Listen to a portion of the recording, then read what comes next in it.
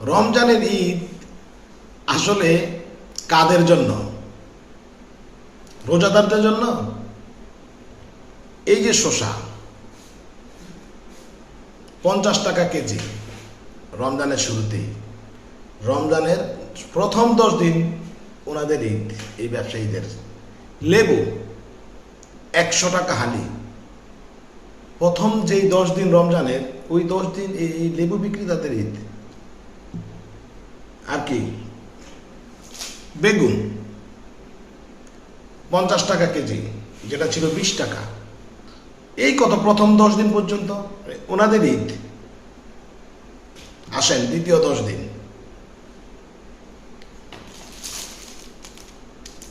বুঝছেন তো? দ্বিতীয় 10 দিন পোশাক বিক্রেতা যারা, তাদের ঈদ দ্বিতীয় 10 দিন।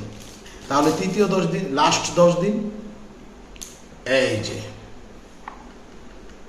পরিবহন, লঞ্চ, বাস যারা চলেন, শেষ 10 দিন ঈদ তাদের।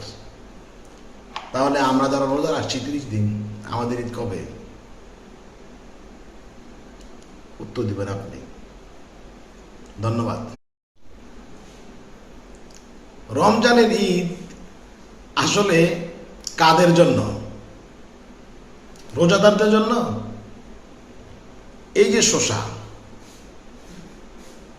50 টাকা কেজি রমজানের শুরুতেই, রমজানের প্রথম 10 দিন ওনাদের ঈদ, এই ব্যবসায়ীদের।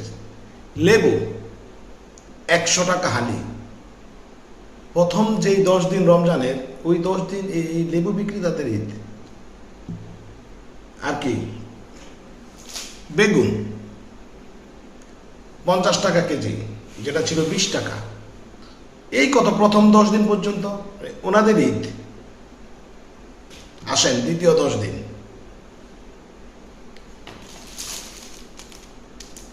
বুঝছেন তো? দ্বিতীয় 10 দিন পোশাক বিক্রেতা যারা, তাদের ঈদ দ্বিতীয় 10 দিন।